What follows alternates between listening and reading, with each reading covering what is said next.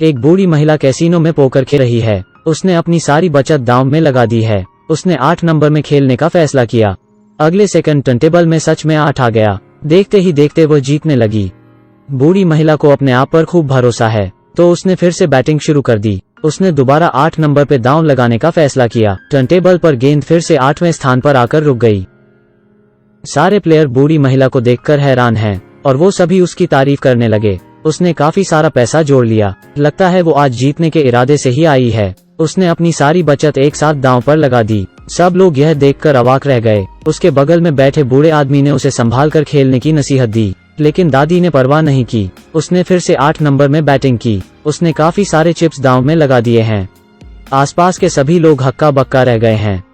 दादी और हर कोई अपनी सांस रोक कर रखता है। टर्निंग टेबल में फिर से गेंद 8 नंबर में ही रुकी। आसपास के लोग ताली बजाने लगे। महिला की जीत सचमुच अविश्वसनीय है। आगे उस बूढ़ी महिला ने नियमों को समझे बिना पांसा फेंका और वो फिर जीत गई। दादी अब सबसे अच्छी प्लेयर बन गई है। यहाँ तक एक बूढ़ा आदमी भी महिला से जलने लगा।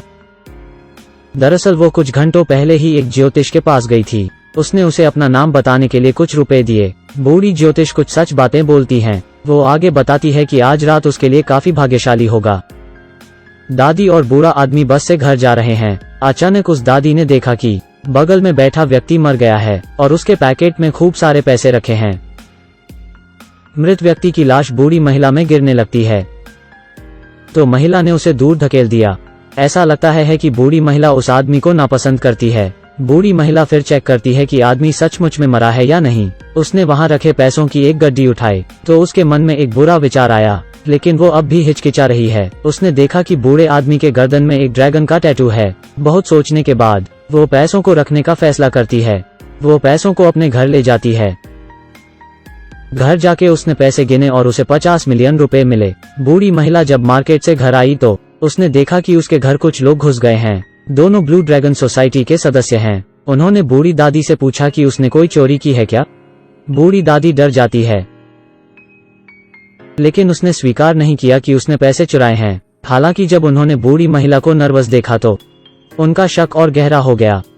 इसलिए उन्होंने अपने बॉस को यह सब बताने का फैसला किया। लेकिन कहुआ अभी भी अपनी बात पर टिकी हुई है। उसे डर लगता है कि उसकी जान खतरे में है, तो वो स्थानीय बॉडीगार्ड कंपनी के पास मदद के लिए जाती है। वो एक तगड़े आदमी को बॉडीगार्ड के तौर में हायर करती है। वो बॉडीगार्ड उसकी रक्षा करता है। वो अपना शांति से जीवन व्यतीत करने लगी। आज कहुआ अपने बाल बनवाने के लिए पार्लर गई। उसका बॉडीगार्ड लेकिन कुछ सामान खरीदने के लिए बाहर चला गया। वो दोनों घुसपैठिए फिर पार्लर में दिखाई दिए। इस बार दोनों ने कहुआ को सीधी धमकी दी।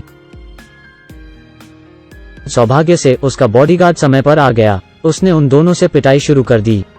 फिर उसने कलिंग आयरन से दूसरे आदमी को धमकाया। अंत में वो बॉडीगार्ड जीत जाता है। घर आए कहुआ को अब चिंता सताने लगी, तो उसने अपने सबसे पुराने दोस्त से सलाह मांगी। दोस्त उसे सलाह देता है। उसके दोस्त ने पड़ताल की और पाया कि बस में मरने वाला आदमी व्हाइट टाइगर गैंग का अकाउंटेंट था।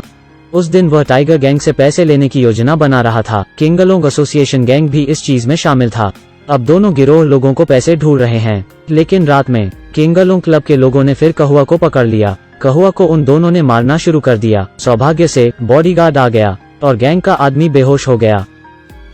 कहुआ की जान उसके बॉडीगार्ड के वजह से बच गई। उन्होंने अपने बचाव में उस आदमी की जान ले ली। उन्होंने सोच कि उन्होंने ऐसा सिर्फ अपने बचाव में किया है। उसकी मौत से वो दोनों घबरा गए। वो सोचते हैं कि उनको ये बात पुलिस को बतानी चाहिए या नहीं। उन्होंने निर्णय लिया कि वो दोनों मिलकर गैंगस्टर को प्लास्टिक में फेंक देंगे। उन्होंने उसकी लाश को सील कर दिया और कूड़ेदान में फेंक दिया। अब वो लोग मिलकर खाना खा रहे हैं, लेकिन अंदर से वो लोग बेचैन हैं।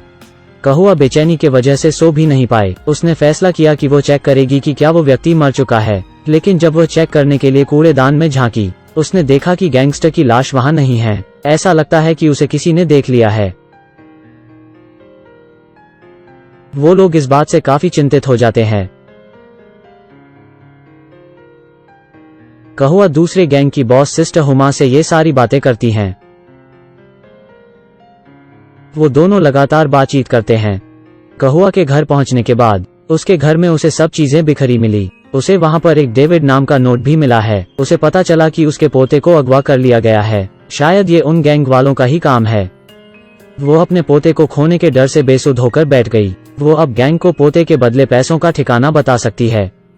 उसने सारे पैसे एक बैग में भर लिए। तभी वहां बॉडीगार्ड आ जाता है। वो समझ गया कहुआ काफी परेशान है।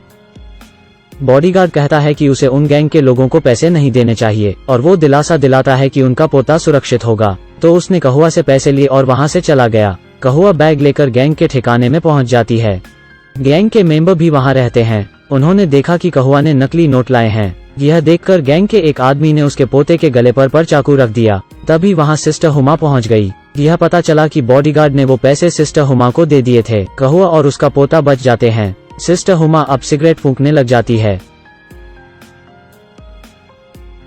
इस तरह कहुआ ने अपने पोते को सफलतापूर्वक बचा लिया और वो अपना जीवन शांति से व्यतीत करने लग जाती है। तो यह रही आज की कहानी। उम्मीद है आप सबको यह अच्छी लगी।